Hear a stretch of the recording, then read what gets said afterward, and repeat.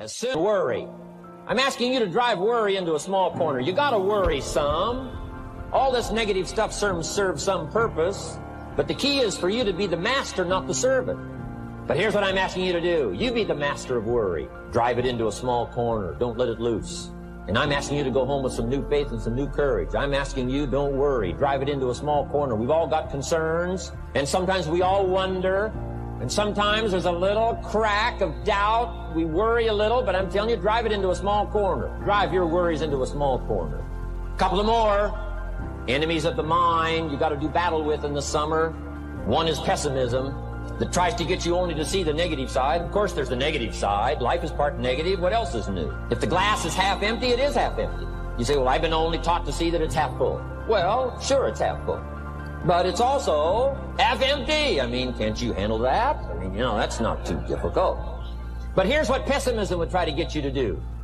Believe that it's only half empty. And when pessimism comes to your mind, you've got to educate pessimism, because pessimism is stupid. Learn from your own experience, right? So the call didn't go well, all the stuff. Guess what they did when they finished that call? They made another call. What else could we do to make it better? How could we possibly improve?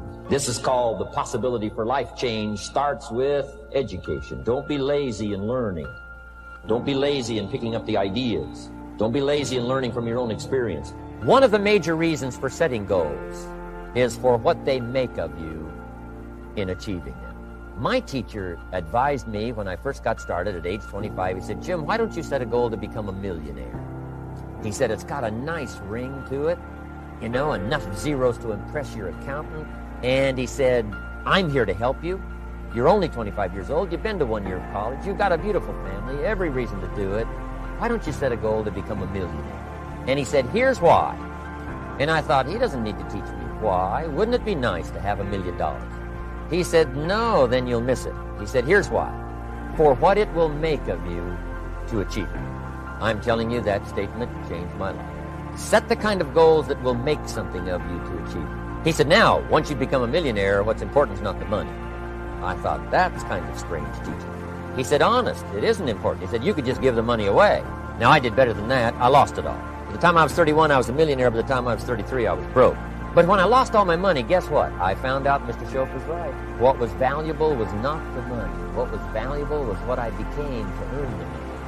The skills I had, the knowledge I had about the marketplace, the values that I had going for me. They were more valuable than the money.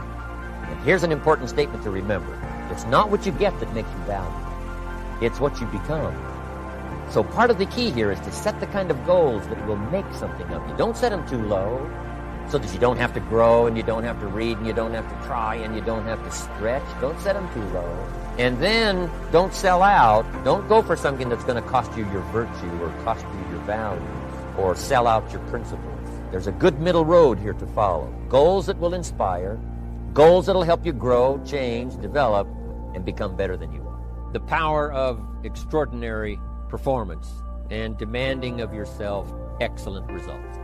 This is so important. If you want to live extraordinary, you must do extraordinary. If you want an extraordinary income, you must do extraordinary things.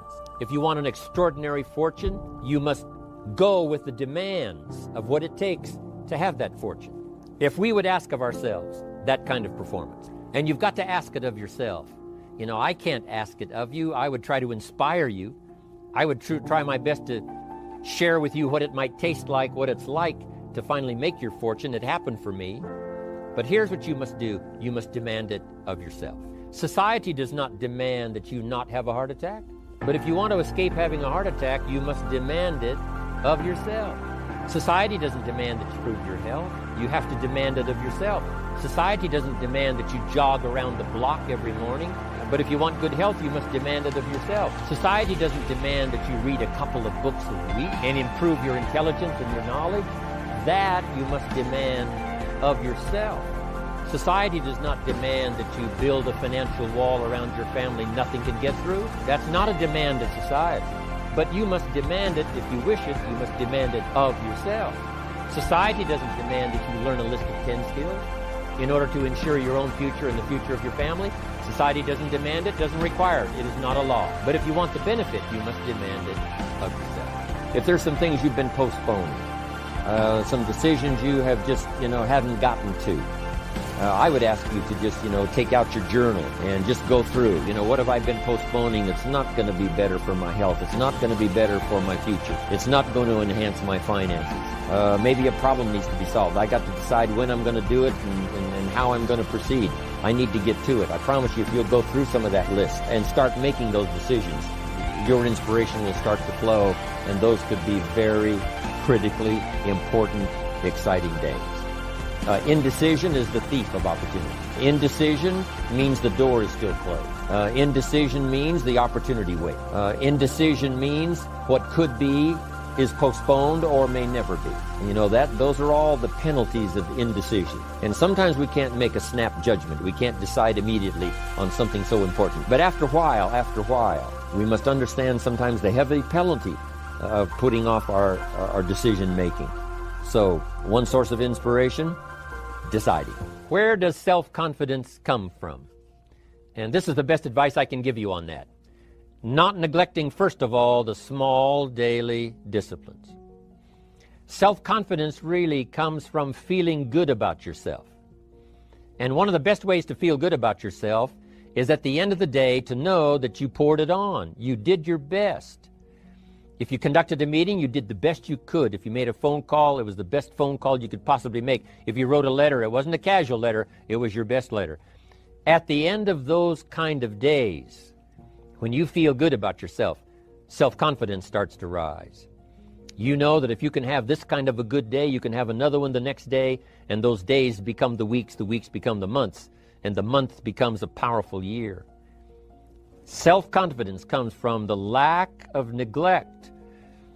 If you will not neglect to do the small daily disciplines, that's where self-confidence comes from. Part of good health is self-confidence. I know I'm going to be healthy. I eat the apple a day. I walk around the block. I do the jogging on the beach. At the end of the day, when you've really poured it on and you've done all the stuff, self-confidence grows. That self-confidence affects your health. It affects your future. It affects your psyche. So this is true. One of the great powers is self-confidence. Self-confidence means willingness to do whatever it takes to achieve. Some people say, well, I'll do it for a little while and see what happens. I'll try a couple of things. If that doesn't work, I'm out of here. And all of us know that kind of person doesn't have much of a future. But if you're willing to do whatever it takes, if I have to learn a couple of things, I will learn those things. If I got to learn 5 or 6 things, I'll learn all 6. If I have to take an extra class, I'll take an extra class. If I've got to read the books, I'll read the books. If I have to consult with people who know more than I know, I will do the necessary consulting. Whatever it takes, I will do. That starts to develop unbelievable self-confidence. Self-confidence also comes from the ability to rise above your circumstances, to rise above what happens, the petty little things, the discouraging things that would sink everyone else's ship except yours, that would cause someone else to quit early in the day, but you keep going. That kind of willingness to overcome all circumstances, whether it's the little challenges or the big challenges. If you're willing to do that, I promise you, this kind of power will work for you, and in you, the variable, it'll make a difference. Somebody once said, if you took all the money in the world, divided it up equally among everybody, it would soon all be back in the same pockets. Incredible. Success is something you attract, not something you pursue. Success is looking for a good place to stay. So instead of going after it, you work on yourself. Personal development. See, the major question to ask on the job is not what are you getting. The major question to ask on the job is what are you becoming? See, the big question is not what am I getting paid here. The big question is what am I becoming here? Because true happiness is not contained in what you get. Happiness is contained in what you become. Of all the assignments Mr. Schoaf gave me at age 25, this was probably the most difficult. In fact, I'm still working on this one. I think it's an unending challenge to see what you can become. The major key to your better future is you. For a big share of my life now, I didn't have this one quite figured out. Among a lot of things I didn't have quite figured out. Many things used to puzzle me back in those early days.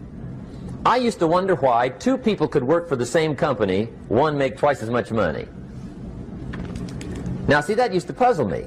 And maybe they were the same age, graduated from the same school, live in the same community, work for the same company, with the same products and the same services.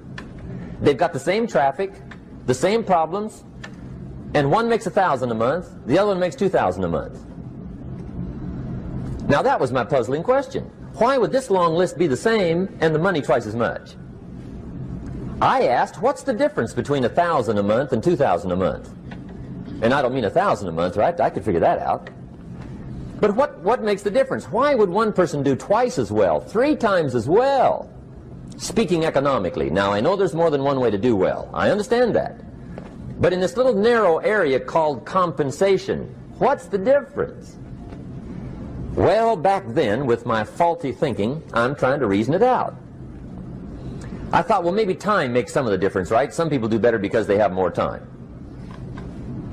I used to say, Harold ought to be able to do well. He's got a lot of time. If I had all of Harold's time, I could do well. Now, that's got to be dumb, right? Number one, you can't get somebody else's time. A guy says to me one time, he says, you know, if I had some extra time, I could make some extra money. I said, then forget it. There isn't any extra time. Hey, when the clock strikes 12 midnight, that about wraps it up, right? I mean, you can look around the gongs there for a little more, but it's over.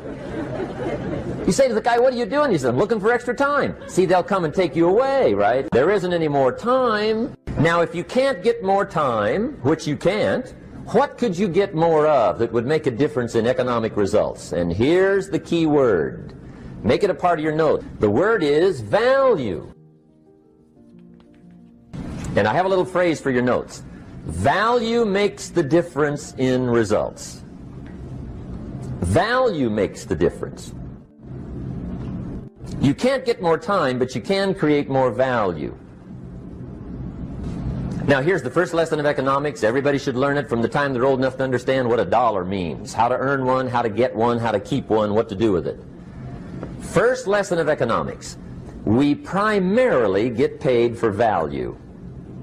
That's lesson 1. Bringing value to the marketplace. That's how you get paid. You don't get paid for the time. I know it takes time to bring value to the marketplace, but you get paid for the value, not the time. Now, since that's true, here's one of the key questions of the evening.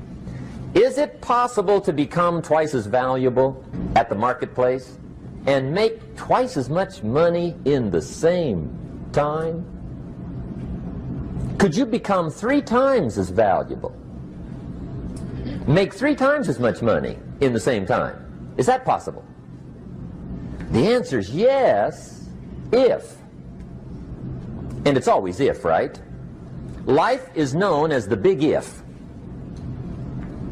Harry Truman once said, life is iffy. How true.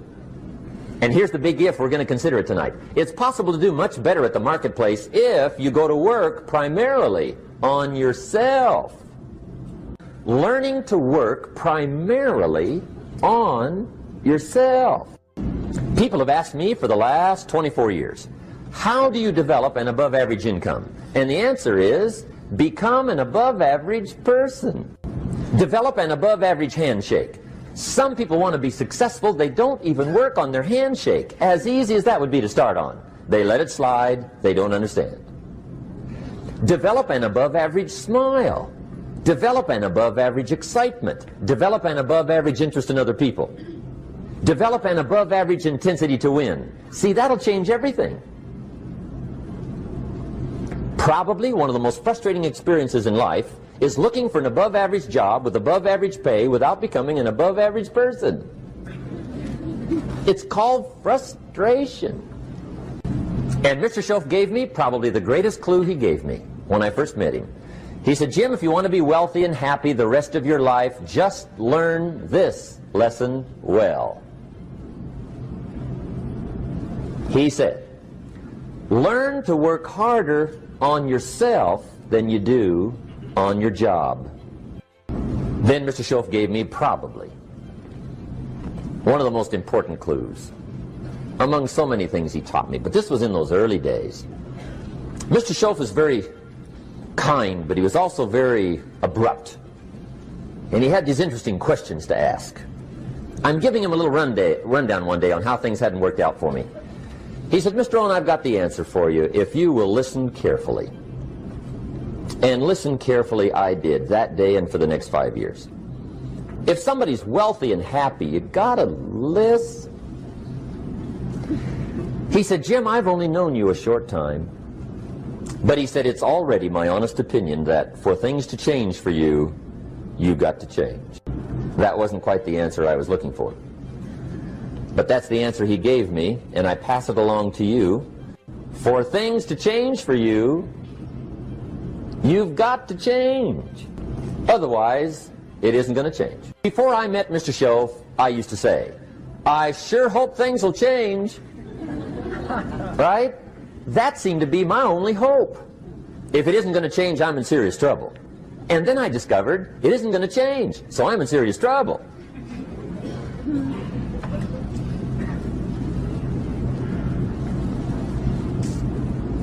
See, I can tell you what the 80s are going to be like. You have dropped into the right place.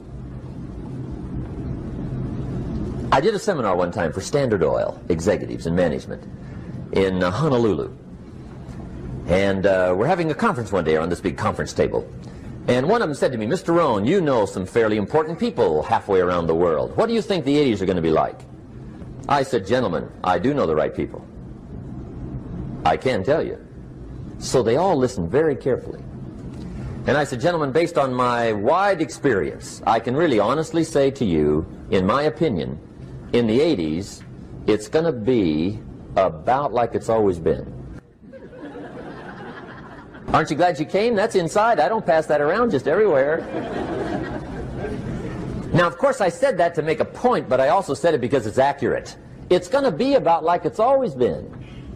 It isn't going to change. The tide comes in, and then what? It goes out.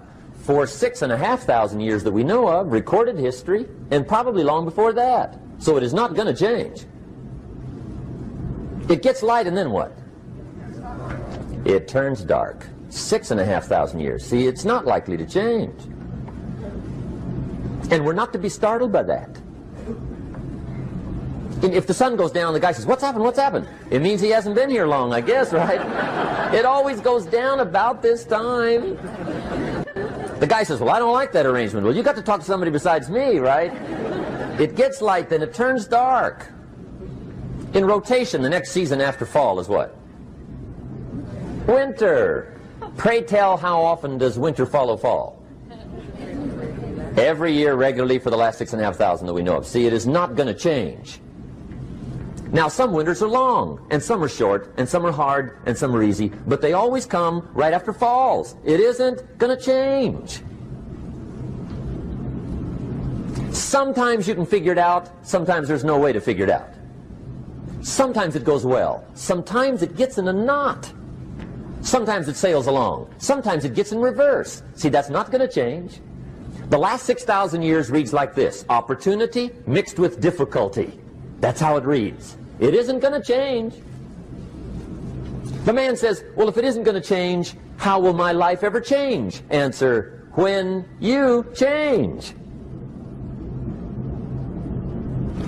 And whether I'm talking to high school kids or business executives, my message is always the same. And it goes like this: the only way it gets better for you is when you get better. Life seemingly does not wish to waste success on the unprepared. Life says, why waste a fortune on this person? They're not prepared to do the right things with it. They're not prepared to use it wisely. If a fortune was bestowed upon this unprepared person, it would probably be wasted. The people that could have been touched won't be touched. What could have been done won't be done, because this fortune will have been wasted on the unprepared person. So not only look for fortune, not only look for the promise, but prepare yourself and ask of yourself, what can I do to make myself ready.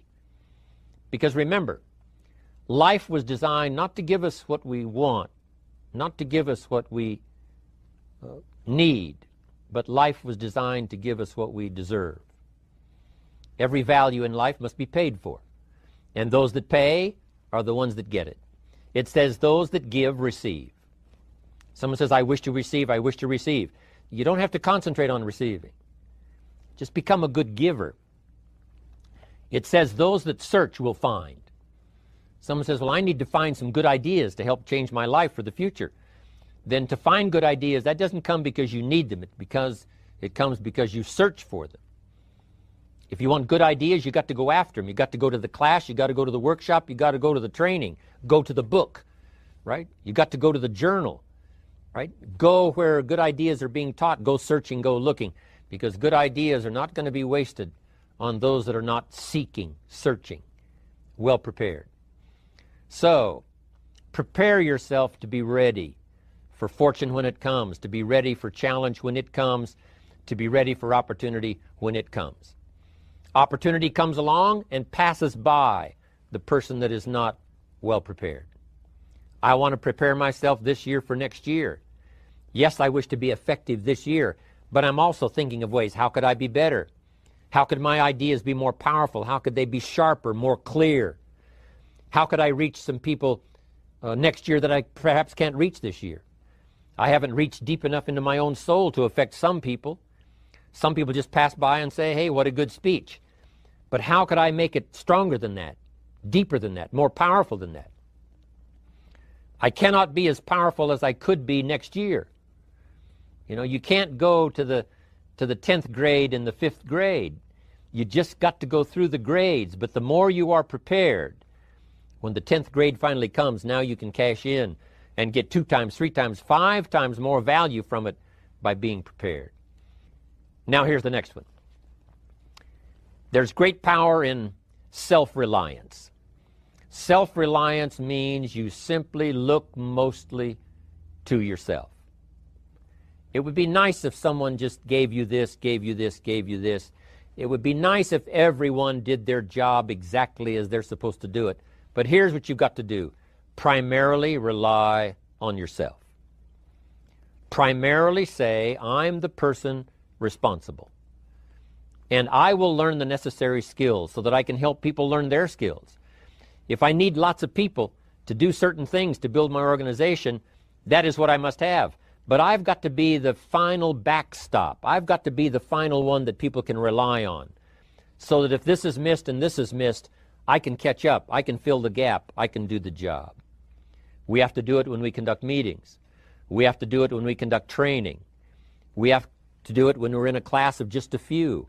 What someone might have missed, we're there to fill in. Self-reliance. Primarily, we're learning to count on yourself. So that you can do this, never complain and never explain. Here's the next key power, and that's image. There's many parts to image. The image that others see you as, the image you have with other people. And it's very important how other people see you. If they don't see you as a leader, chances are they won't pay attention. If they don't see you as being in control, chances are they won't have the trust. If they don't see you as knowing where you're going, what you want to accomplish, they probably won't follow. But if people can see you, if you have the image of someone that's in charge, in control of your life, your future, your destiny, in control of the situation, if they see that, that kind of image is powerful. It helps to win the day. It attracts other people. People want to be around people that are in control, that are powerful, but they know how to use their power. Influential, but they know how to use their influence. That kind of image is important. But here's a very important image, and that is your image of yourself. The way you dress, the way you talk, the way you think, your capacity for learning. All of that is an important image that you have of yourself. The image that you have that If it needs to be learned, you could learn it. If there's a book that needs to be mastered, you could master it. If there's a skill that needs to be learned, why couldn't you get busy now and learn that skill? That kind of self-image, that I am continually trying my best to be the best I can. Because one of the most important places you have to look is into the future, yes. You got to look into the past, yes. You've got to look around, yes. But one of the most important places you have to look is in the mirror. You know, how I appear to other people, that's important. But how I appear to myself is the ultimate importance. That kind of image, to where you'll develop the self-confidence, you'll develop the self-reliance. Now here's another one. The next word is character. Becoming a person of high values, a person of principles, a person of honesty, a person that earns respect. That kind of character. So this is important, to develop the character within yourself, that people see you as honest, as fair, willing to do the right thing, willing to be helpful, but always willing to walk the center line, not to pass the line. Now here's another one. It's called self-discipline. Self-discipline, all of us have a challenge with that. Because sometimes it's easy, and especially if you're working hard, doing the best you can, it's easy sometimes to let up and let it go. Philosophy, as I taught the last time I was here, philosophy, in my personal opinion, is the major determining factor in how your life works out. Philosophy, the major determining factor in how your life works out. Philosophy. To form our philosophy, you got to think, you got to use your mind, you got to process ideas. This whole process over a lifetime, starting way back here when we were children, schools that we've attended, our parents, our experiences, all this stuff that we've processed by the thinking process helps to develop our philosophy. And in my opinion, each person's personal philosophy is the major factor in how your life works out. Here's what's exciting about each person's personal philosophy. That's what makes us different than dogs and animals, and birds, and cats, and spiders, and alligators. That's what makes us different than all of the life forms.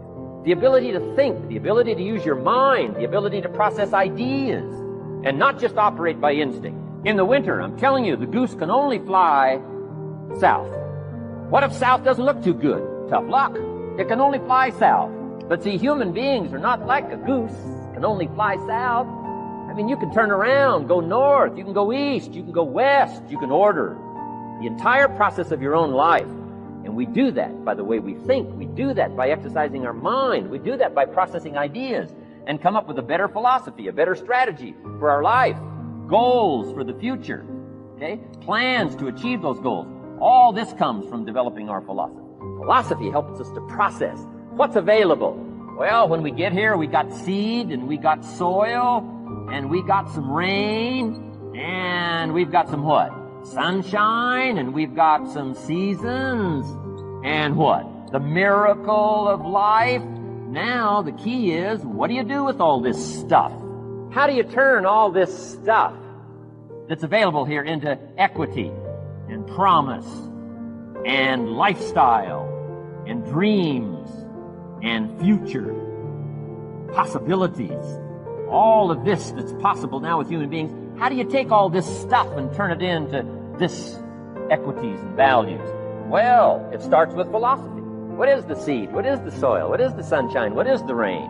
Is it possible to take some of each of all the stuff that's available and turn it into food and turn it into value and turn it into nourishment, turn it into something spectacular and unique that no other life form can do? And the answer is yes. But you cannot deal with all this stuff and what to do with it unless you start refining your philosophy. Think, use your mind, come up with ideas, and strengthen your philosophy.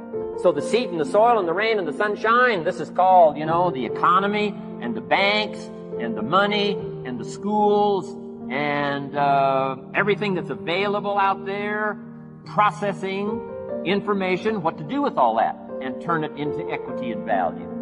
That is the major challenge of life, my personal opinion. So each person's personal philosophy now is going to determine what you're going to do with seed and soil and sunshine and rain and miracle, the change of season. Activity. This is the work part. the labor part, taking action. The activity is the miracle working piece. Miracle being something we don't quite understand how it works. Doesn't mean it doesn't work. It means we just don't quite understand how it works. Miracles work. Turning wisdom from your philosophy and inspiration, strengthening of attitude, faith, courage, commitment, all this stuff that comes from attitude. If you're willing to take these two qualities, philosophy and attitude, and invest it into activity, you can have a miracle. Anything short of that, no miracle. Wisdom doesn't perform a miracle. Attitude doesn't perform a miracle. The only thing that performs a miracle of increase called equity is called putting wisdom and attitude into discipline. Develop these 5 abilities as part of your personal development quest. I call them the 5 abilities. Here's the first one. Develop the ability to absorb. The ability to soak it up like you're doing today. Be like a sponge. Don't miss anything. And not just the words. It's true, don't miss the words, but don't miss the atmosphere. Don't miss the color. Don't miss the scenario. Don't miss what's going on. Most people are just trying to get through the day. Here's what I want you to be committed to do. Learn to get from the day. Don't just get through it, get from it. Learn from it. Let the day teach you. Join the University of Life.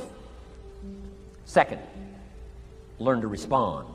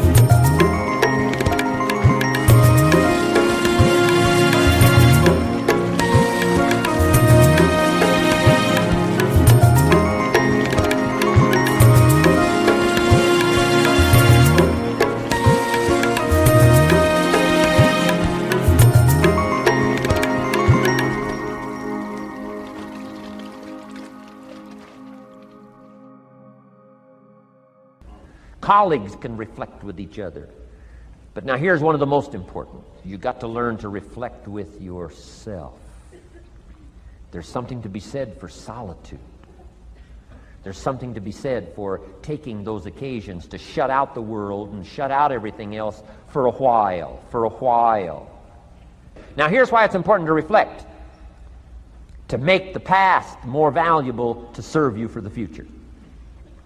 Here's what's really powerful, learning to gather up the past and invest it in the future. Gather up today and invest it in tomorrow. Gather up this week and invest it in the next week. Gather up this year and invest it in the next year. See, that's so powerful, rather than just hanging on one more year, hanging in there, seeing what's going to happen. Learn, study. This is part of the personal development quest, becoming better than you are, more valuable than you are, not just in terms of economics, in terms of motherhood, in terms of fatherhood, in terms of being a better brother, a better colleague, making a better contribution to the family, to society, to the community, to the church, to the office, to the commitment, to the partnership. Doesn't matter what it is that has value. Work on yourself, then you bring more value to the partnership, to the marriage, to the franchise, to the corporation, to the enterprise, to the community, to the nation. Self-development, personal development. The best contribution you can make to someone else is self-development, not self-sacrifice. Self-sacrifice only earns contempt. Self-development earns respect. Here's number 4, develop the ability to act. Take action. Not hasty if it isn't required, but don't lose much time. Here's the time to act.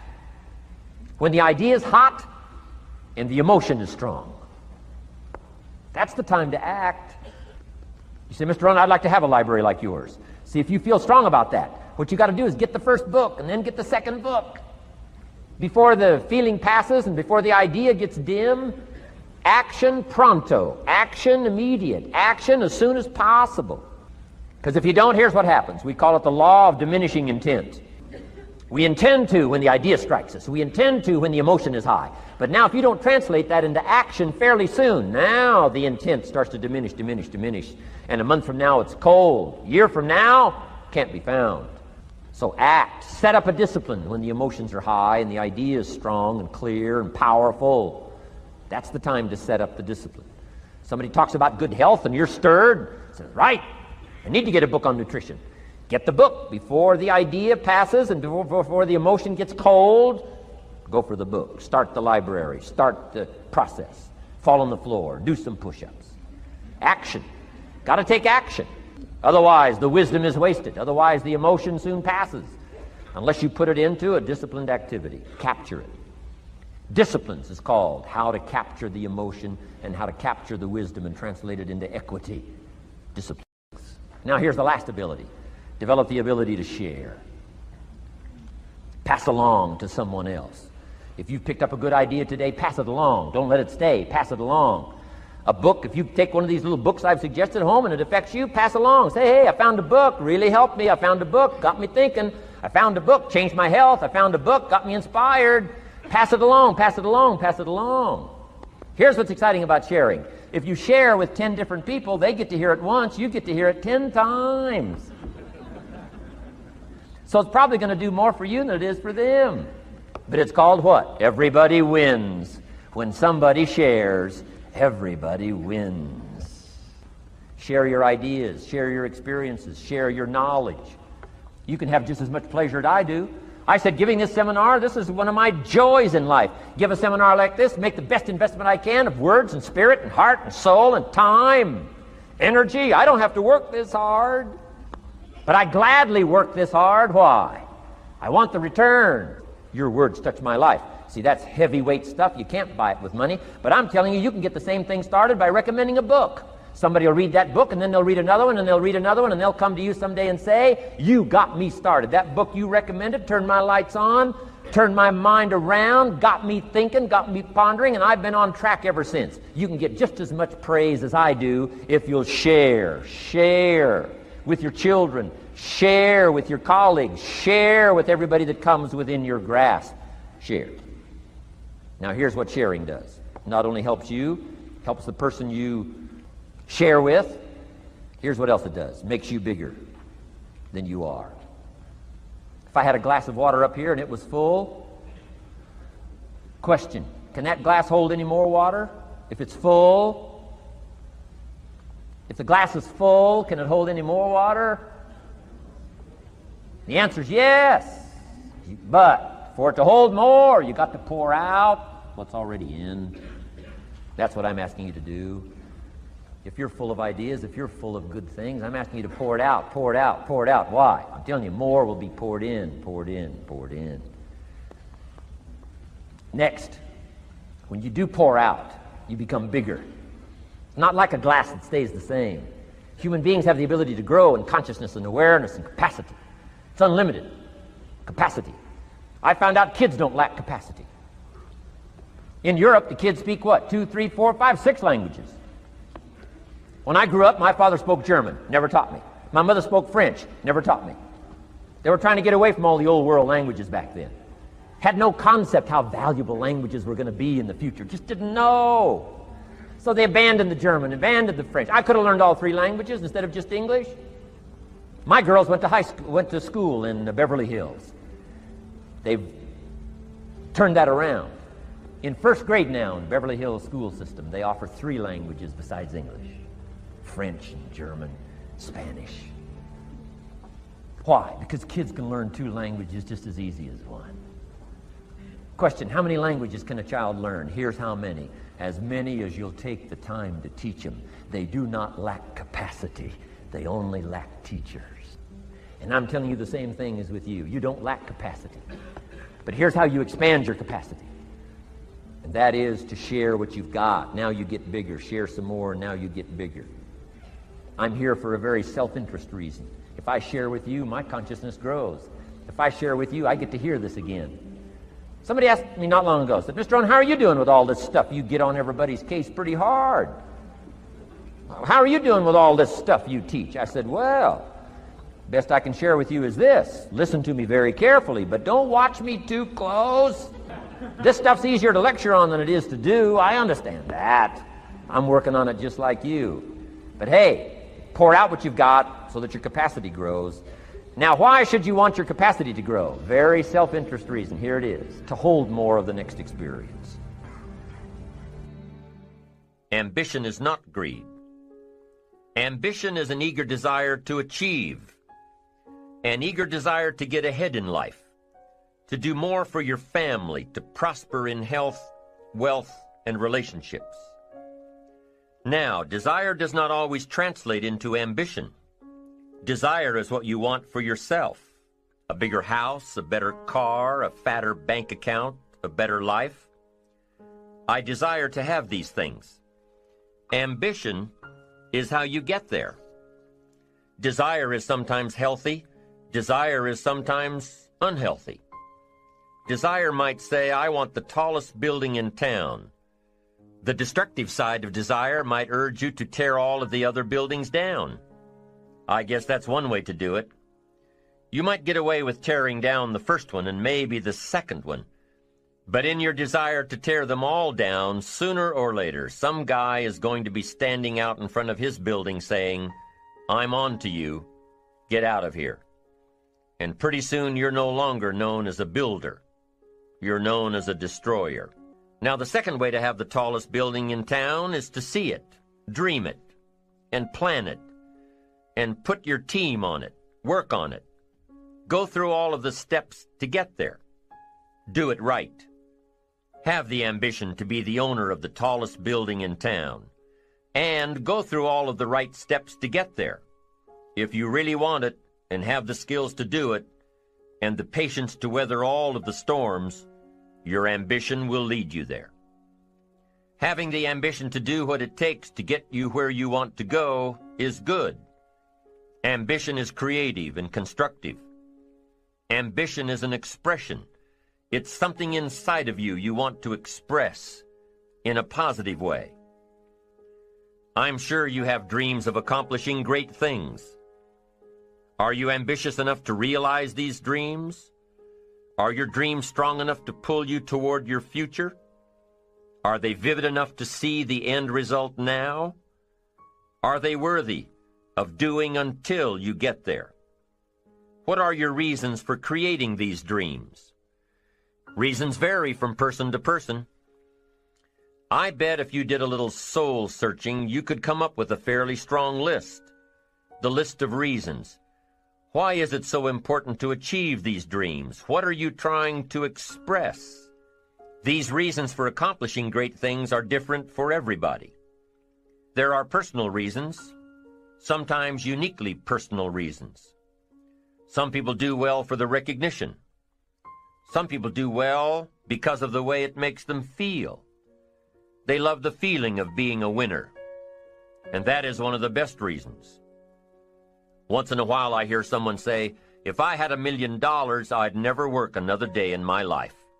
Hey, that's probably why the good Lord sees to it that he doesn't get his million, because he would just quit. Family is another reason, a motivator for doing well. Some people do extremely well because of other people, and that's a powerful reason. Sometimes we will do something for someone else that we would not do for ourselves. I know a lady who was getting back on track from financial disaster.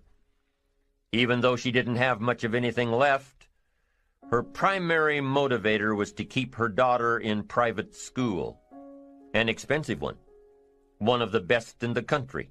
Although her goal was to financially surpass where she was before her economic fall, her main reason to work all of those extra hours was to give her little girl the best possible education. As you can well imagine, wanting to do something for someone else led her to all sorts of other accomplishments as well. How fortunate are the people who find themselves greatly affected by someone else. It's powerful. What has you getting up early, hitting it hard all day, and staying up late? What has you inspired? What are your reasons for doing well? What's at the core of your quest? What is the power behind your ambition? Self-interest, self-preservation. As human beings, we can't help but be interested in our own self-preservation. We can't help but be self-interested. It's one of the strongest urges we have. Interested in our preservation, interested in our development, interested in our success. There's certainly nothing wrong with self-interest, but here's the clue. Self-interest must be enlightened as to what truly serves us best. When I found out that self-interest was okay, that was a big relief to me. Now, we're not talking about selfish. We're talking about self-interest. Self-interest needs to be educated, enlightened. Self-interest is willing to be benefited by service to others, not at the expense of others. Self-interest at the expense of others starts to be greed, evil, hoping you go up as someone goes down, hoping to attain while someone else loses. I win, you lose. We call that the beginnings of evil, the dark side of our nature, wishing to benefit at the expense of others. Enlightened self-interest wishes to benefit at the service of others. A friend of mine tells this little story about a person she hears from about every 3 months or so. This guy calls to solicit money for food baskets for homeless families. She's happy to give her money to them. She was unfortunately homeless for a short period of time, and she knows the position these people are in. This group is legit. She checked them out. But after the second or third time this guy called, same guy, after the second or third time he called, she started talking to him about other stuff. Turns out this guy is broke, living in a hotel, looking for any construction job he can find. Any job at all. But what's unique about this guy is that he donates 2 or 3 hours a night, every night, to call people and get money to feed the homeless. Every night, from his hotel room.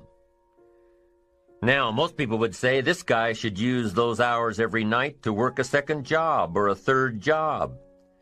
But while he's way down on the ladder of success, he feels it's important to help those less fortunate than he is. He has a roof over his head. He makes enough to feed himself. And my friend says that every time she talks to this guy, every 2 or 3 months, he's doing better. He's digging himself out of debt. He's starting to save money. He thinks he'll be able to move into an apartment in another month or 2. Now, recently an interesting thing happened. My friend was talking with an associate of hers. She's single, lives in a big house, needs to find a handyman to help her out on a regular basis, someone who can build an addition onto her house. So my friend told her about this guy. The only reason this guy ended up being hired was that my friend's associate was touched by his dedication to service, while he, himself, was down and out. Service. Success at the service of others.